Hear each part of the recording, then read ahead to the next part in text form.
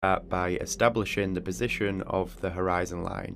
And yes, this is just a simple horizontal line which spans across the entire drawing. But what is it? Well, the horizon line is our eye level. These are both the same thing.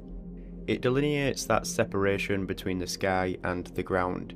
If we were to find ourselves out in the desert, where the ground seems to stretch out as far as the eye can see, we would be able to recognise that separation, that one continuous line. On a busy city street, the line is still there, there's just all of these buildings, cars and people obstructing it.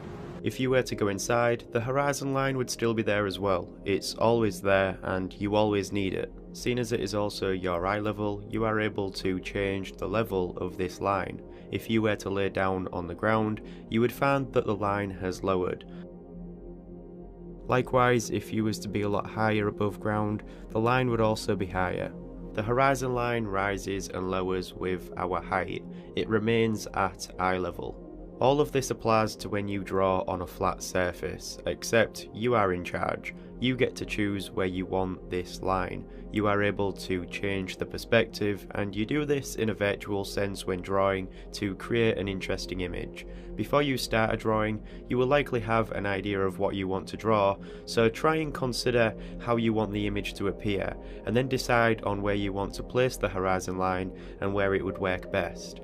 Changing the level of this line will give you different results. As you can see here, the chair on the left is shown from above because the eye level is above. The chair on the right is shown from below because the eye level is below. So that is the horizon line, and throughout these earlier episodes we are going to be exploring some basic terminology before then progressing onto the more complex aspects. For the purpose of this tutorial, I created a few drawings, and I'll be posting some additional tutorials for each of these over on Patreon.